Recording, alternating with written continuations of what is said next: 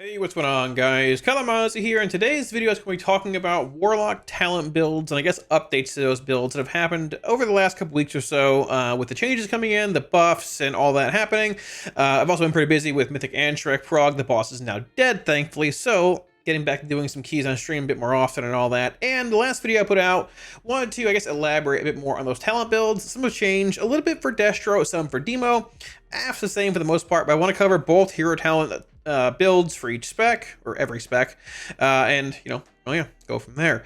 If you guys want weak wars or add-ons, links to Twitch, Discord, and the website, which is kalamazi.gg. It will be used in this video to show you all the talent builds as well. Links appear as well as down below. The site is updated basically whenever talent builds change. There's a whole page for like the actual raid. You can click on each individual fight and get talent builds for that, which might vary a tiny bit from actual builds you see listed under specs, just because, like, there is some variance in certain fights. But regardless, the site is always the best way to get updated talent builds, at least from me. That Warcraft logs is fine too and all that kind of stuff, but yeah, that's that. If you like the video, hit the sub button below. It helps a ton in the push to hopefully 100k subs this year and all that. Love you guys. And yeah, alrighty, for those that don't know, this is kalamazi.gg. This is my website. It's sort of awkward. I'm wearing the same shirt I am in that thumbnail. I made the thumbnail about 2 years ago. This is the same headset, different hair, older me, but the same shirt nonetheless. Regardless, so the website has, as most of y'all probably know, sections for each spec: AF, Demo, Destro, an M plus section, and then a narrow bar palace section. This changes every tier for the raid. If you want general builds for the raid, you can come under here, just click this and hop in here. It shows, you can just literally click this button and import talents for this fight, for Demo, for AF, for Destro. There's raid testing videos of these from PTR and all that for each boss. I try to keep this section up to date as much as possible. Things do change a tiny bit based on like one talent being better in AoE versus single target, prog versus AoE, all kind of stuff, so on and so forth. But if you want like specific boss builds, which might not necessarily be listed under like the spec ones because there's general single target and AoE, come under here, you can grab them, and that is that. You can also get it from Warcraft logs, all that kind of stuff, but whatever you want. To a similar extent, there's also an M plus section with AF talents, Demo talents, Destro talents, whatever you want. You can come in here and copy them, click this button, right here, import talents, under here, and there you go. But we're gonna start under a, Affliction here, and talk about these talent builds. Now, we're gonna have AF, Demo, Destro. For the most part, honestly, Affliction really hasn't changed a whole lot from, honestly, beta talent build wise, right? Now, there's a little bit of variance between the builds in Soul Harvester and Hellcaller, single target versus AoE, but for the most part, this is it. If you're looking at Soul Harvester, Affliction, and single target, you're still playing Singularity, Infirmity, no points in Contagion or Malediction, 2 points in Cold Weak. It is better than playing points in Contagion or Malediction due to like Soul Harvester, Rapture damage amps, so on and so forth. Some builds have opted to play Death's Embrace, I guess had early on, over Dark Harvest, but Dark Harvest is just better in single target, which is sad to say, but it's true. In most settings, comparatively to Death's Embrace. If it's a fight like Rashanon, or a fight where you want Death's Embrace value, like on Soaken Court, people do indeed play Death's Embrace in this fight at times, sometimes pulling out of Ravenous Afflictions or whatever, depending on the scenario. But once again, that varies from more like niche specific settings and all that. The general single target build is right here. Same, not much really changed. Now, when it comes to playing Soul Harvester in Mythic Plus, honestly, the same build we've been playing for a while. The build does indeed play Improved Haunt. It does play Death's Embrace, Dark Harvest and things. 1 point in Contagion, even though M plus, you can make a case for it being arguably a little more like dot relevancy and stuff in multiple targets. You are still playing only 1 point in Contagion, none in Malediction, 2 points in Cold Weak, Vile Taint, no Infirmity, and everything else for the most part is pretty much the same. Moving on to Hellcaller AF, also still very similar to what it's been for a long time in single target. Now, the buffs that came in to Affliction, it buffed Wither by 25%, I believe, which did indeed lessen the gap between Hellcaller and Soul Harvester in single target. It does still favor Soul Harvester, but there has been a little bit of Hellcaller play popping up in single target, a lot more in Wither-based settings like M+, Silken Court, Hellcaller, both AF and Destro was doing exceptionally well. But if you're looking at playing Hellcaller in single target, a little bit of disparity between these builds here. You are not playing Improved Haunt with Hellcaller, Affliction, and single target. You're playing Shadowbolt over Drain Soul. Playing a point in Sacrilash, it does indeed increase Wither damage. Corruption, Wither is corruption, basically, with Hellcaller, right? It does indeed work that way. 2 points in Contagion, 2 points in Malediction, none over here in Call of the Week. You're playing a point in Creeping Death, Malignancy, none in Dark Harvest here, just Malign Omen, Soul Rot, and a bit more single target damage amps over here to the right side of the tree. Now, when it comes to AoE, Mythic Plus and stuff, there's a little bit of variance here. You're playing 2 points in Malediction, only 1 point in Contagion, playing 2 points over here in Cold a Week. And for the most part, everything else is sort of similar. I do want to highlight, though, that there are two things that people are doing semi-recently. One is they're pulling a point out of Malevolent Visionary. I've seen some, not many, but some, pulling a point out of Visionary and putting it over here in Contagion for the full Wither, just dot damage amp. And number two, they are playing Shadow Bolt over Drain Soul. This has been a thing that's been happening and discussed for the past few weeks, like a month or so. I mean, since like beta, but like it's been probably a bit more recently with the buffs to Hellcaller. It does help you dump Nightfall stacks faster in M+. And I mean, like, it's fine. I've played with it myself. I'm not a huge fan of it. Obviously, losing Drain Soul means you don't get shard sniping towards the end of a pack. So you're relying on Agony shard generation and targets dying with Unstable Affliction on them to give you shards. Now, I'm not saying it's a bad thing. I'm not saying you shouldn't play Shadow Bolt. If I played with it more, it probably wouldn't be as bad. It probably grow accustomed to it, but for the most part, I'm still playing the Drain Soul build here with Malevolent Visionary, but I do want to try pulling a point out of this and tossing it over into Contagion, depending on the dungeon and all that. But for the most part, if you're looking at playing Hellcaller F and Plus, it's honestly a lot of fun now. The big difference is just the shard generation, because you don't have, Soul Rot via, Shadow of Death fueling 3 shards whenever you cast it. But if you can get used to the shard management, whether you're playing Shadow Bolt or Drain Soul and such, it's actually a lot of fun, and I would encourage you to give it a shot. If you want these builds, website under the Affliction section. Now, shifting gears here and hopping into the Demonology section of the website and talent builds, some things have changed with Demonology. Now, I will say I am not totally sure if it's working in Sims yet. I don't know. I haven't spoken to Malacath. Others that work on APLs in a couple weeks. Things are dying down with the patch and stuff, and, not as much emphasis on, all of that right now, I would say. But either way, Grimoire Felguard was indeed buffed a couple weeks ago. And from what I understand, from what Malacath told me, I could be wrong here, but this is what I was told. Grimoire Felguard was actually underperforming in Sims before the buff, comparatively to what it was doing in game.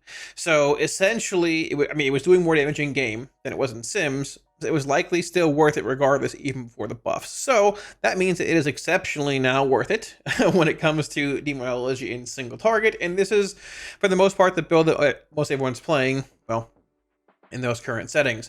There has been a recent shift out of playing Imperator, heading into Entoran Armaments here, giving you the full 10 points in your, Gate 3 capstone section of your tree here. You are indeed playing Grimoire, still playing things like Sack Souls, Umbral Blaze, Imp Mother, a bit of RNG there. You're playing Purple Dog in single target. It is indeed better. That was changed about a month and a half ago. You've got Doomguard with Doom, all this stuff here. And for the most part, it's Demonology. You're just hitting Grimoire again now. So it's back to that big tyrant, small tyrant sequencing Demonology's had for a while, give or take, depending if Grimoire seeing play. But, well, it's back. Now there's that. If you're looking at Demonology in more of an M+ base setting, there's been a handful of builds I've tried out. Everything else, I talked to Shelly about it a few weeks ago, actually.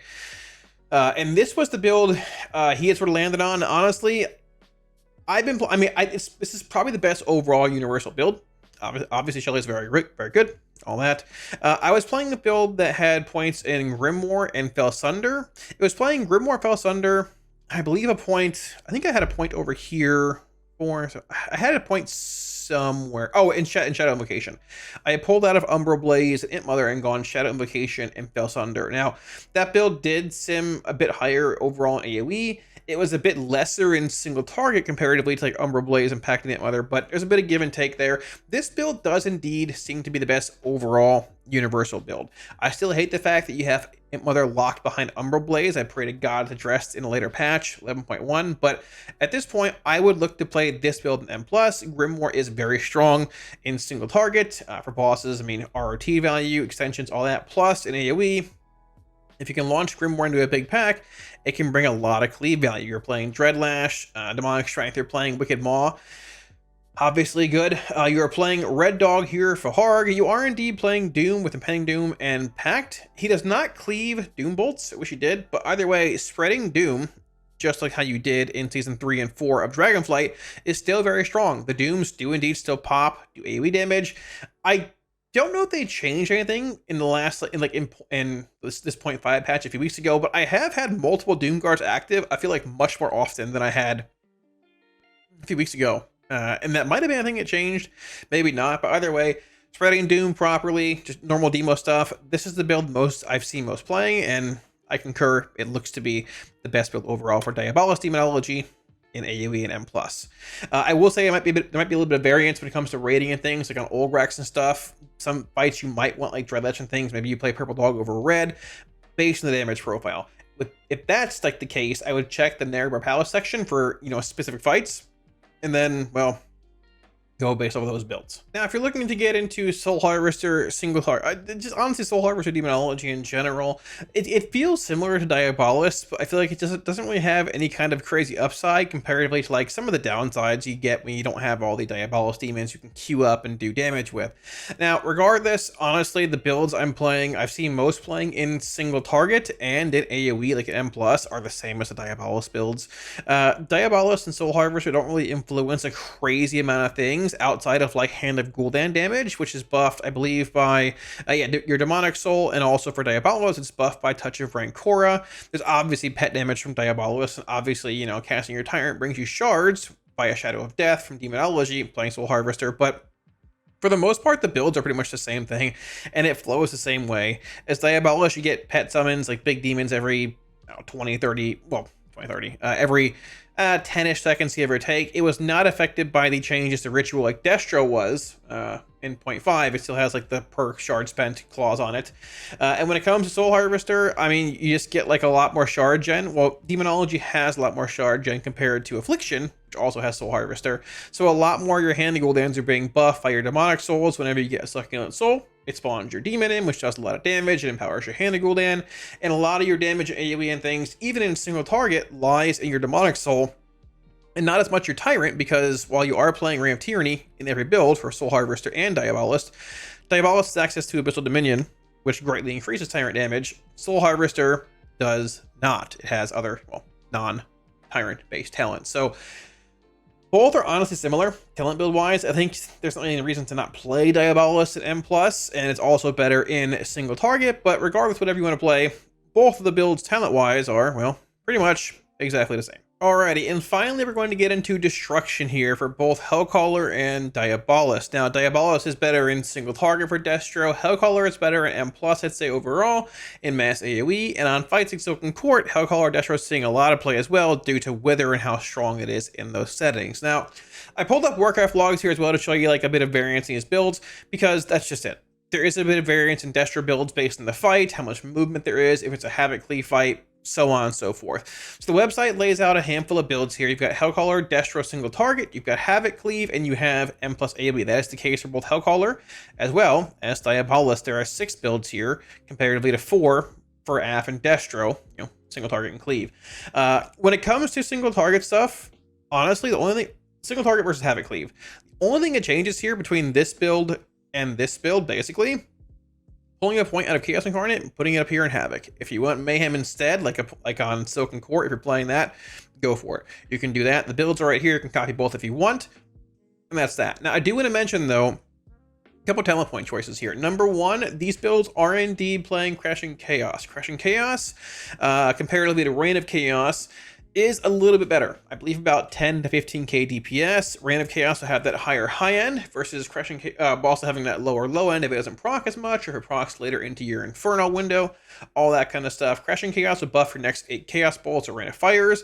I believe, from what I've heard in Sims, some people smarter than me, I believe if you even miss out on using your last 2 Crashing Chaos stacks, like on Chaos Bolts, it's still better, if not the same as playing Reign of Chaos. Obviously, variance there depends on the setting, so on and so forth. I've been playing Crashing Chaos more in single target, but some fights there is indeed a lot of Reign of Chaos play still when it comes to that. So I want to show you briefly here. This is Destro Locks on Sikron, single target fight. Any combination hero talents, basically all being Diabolist here. It's better in single target. Showing the breakdown here, a lot of them, most of them, are indeed, it's actually even easier, still playing Reign of Chaos. We have a wall of Reign of Chaos here. A couple of Crashing Chaos, one here, but a lot of Reign of Chaos play here still too. Now on top of that, another thing worth mentioning here, as you can see, some builds are playing Burn to Ashes, while some are playing a point in Chaos Incarnate. This build here, playing a point in Chaos Incarnate, no Burn to Ashes. This build here, playing Burn to Ashes and no Chaos Incarnate. Burn to Ashes also does sim higher than Chaos Incarnate. However, on fights where you have a lot of movement, unplanned movement, a lot of movement in general, like Sikron, like at times, like Anshrek, great example, Queen Anshrek, there's a lot of movement. On those fights, you're going to lose a lot of Burn to Ashes value because you're not casting as many Incinerates, right? Burn to Ashes buffs your Incinerate. You're not casting a crazy amount. Look at Anshrek parses here. No one's playing Burn to Ashes. Only 4% are playing Chaos Incarnate. I played that. Probably wasn't best choice. It wasn't a great choice, but regardless, for this fight, not many are playing Burn to Ashes. There's also a mix here of Reign of Chaos and Crashing Chaos, still a lot favoring Crashing Chaos, or sorry, Reign of Chaos over Crashing. In a more single target setting, like Nexus Princess, you'll probably see a little more Crashing Chaos compared to Reign of Chaos up here. Yep, a little more, but the setting varies, and settings vary, and that will dictate what build you typically play, which is why at times coming to Warcraft logs, or looking under boss builds on the website are beneficial. When it comes to single target, though, this is the build for the most part, both in Hellcaller and Diabolos. In a minute, we'll see the builds don't change here. All playing Kata, all playing Shadowburn, all that kind of stuff. Heading down here, same thing in Havoc Cleave, you're just pulling a point out of Incarnate and putting it up here in Havoc. And when you're looking to get into like M+ builds for Destro and stuff, there's a lot of variance in these builds between Diabolos and Hellcaller. I mean, they're both actually very similar, but the builds can change depending on your, I guess, approach to Destro or the dungeon, and really what you want to bring in your talent build. This build here, Hellcaller Destruction is the one you're seeing the most in the MDI and stuff. You're not really seeing any Diabolos stuff in MDI, at least from what I've seen. And when it comes to like hierarchies, you're pulling a lot of packs at once, mass AoE, and Cataclysm can apply whether you're playing Hellcaller. It applies it to every mob that it hits, whether it's 1 or 1 billion. It'll apply as many withers as many mobs it hits. So pulling multiple packs, going Kata, you know, like Malevolence, giving them stacks, getting haste, doing damage, Rain of Fire, CDF, being Channel Demon Fire, gives you a lot of like damage. It's consistent, CDF extends wither. It's just solid, right? These builds forego Soulfire, they forego a point in EP. I've seen both points in Ashen and EP, honestly. It seems a little higher for me, but either's fine. You're playing Fire and Brimstone here. You do get a lot of Soulfire procs with your, if you're playing Fire and Brimstone, but these builds aren't necessarily coming for like the big single target, right? They're coming for those mass AoE pulls. And with the buffs that came to Destro like a few weeks ago, this build's not horrendous in single target. It's not like it's amazing. It's not going to beat out other specs that are, you know, good at single target, but it's not terrible. It puts up semi-respectable single target. It beats Affliction for sure in M+, and there's that. Now, when it comes to like other builds for Diabolos, I mean, single targets and cleave builds are the same as Hellcaller here. You take this point, put it up here, and Havoc if you want cleave and all that. When it comes to the Diabolos Destro M+ build, I've opted to put the Shadowburn build here. Now, I've gone back and forth on putting the Shadowburn CDF build on the website. It causes confusion at times, but these talents here are more or less almost interchangeable when it comes to like Hellcaller and Diabolos. Some builds opt to play this and they play a point in Fire and Brimstone as well. Some don't. If you're playing Shadowburn in either build, Shadowburn brings a bit more mobility. I mean, a bit more like prio damage on a prio mob, a bit more single target damage as well. But both builds end up playing Channel Demon Fire. I've been playing Reign of Chaos on both. Both are playing Mayhem. Some do play Havoc in certain keys like Siege of Borealis. Others, so on and so forth. But if you want to play the CDF Shadowburn build, I wouldn't fault you for it. I just feel like Hellcaller is the better version of the two hero talents for Destro and M+, I feel like, when you're pulling around what the profile can do. And the profile can put out a crazy amount of AoE with Kata on multiple packs, Malevolence, CDF, Rain of Fire spam, more shard gen from Hellcaller and all that. And that's playing into the strengths of what Destro can do.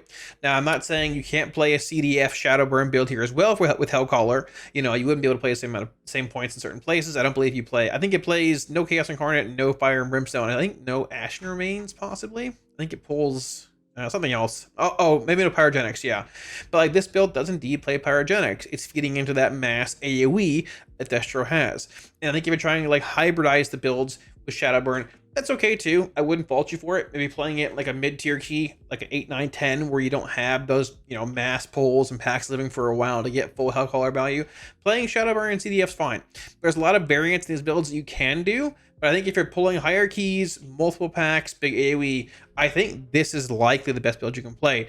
There's maybe a case to be made for Shadowburn over like Incarnate, and I believe it's over Incarnate and Pyrogenics, but either way, the gist of it, CDF's played in their build, Kata's very good, Hellcaller with Wither, Malevolence very strong, and if you're a Diabolus fan, it's not as strong due to the actual like nerfs, ritual and stuff about a month ago or so, but talents are here if you want them, and honestly, both are fun to play. So like always, thanks for watching, guys. Hopefully the video helped clarify on some talent builds or anything you might really have been curious about over the last couple weeks. Things shifting a little bit in Mythic Plus. Now that the raid's dying down a little bit, I am excited to start getting some more keys done on stream. Hellcaller Destro has been rising up a lot in M+, seeing a lot of play in the MDI, mass AoE and all that. So I'm excited to play with it more.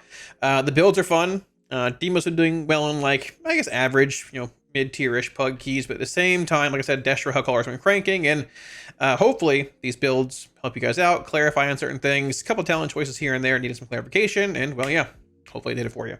Once again, any week or add-ons or profiles on this video, links to Twitch, Discord, my website up here, as well as down below where you can get them up for free. The talent builds also in this video are also all on the website. And also a huge shout out and thank you to all my supporters on Patreon. Like always, every time, thank you all so much for all the support there. I greatly appreciate it. If you're looking at supporting on Patreon, it should be also, well, there's a link up here down below and links. Yeah, there you go. So now I would venture to guess within the next few weeks, we're probably going to be getting into 11.1 PTR, probably somewhere in December, depending if they want to do raid testing like over Christmas and the New Year's or wait till like January. Not really sure. Antrek is dead. This is the first day I've had off from like, streaming and like Antrek stuff in a while, and I'm recording a bunch of videos on it. But regardless, trying to relax a little bit because PTR is going to come. We're going to be slamming. It'll be fun. So thanks for watching, guys, and I'll catch you all again soon on stream. Peace.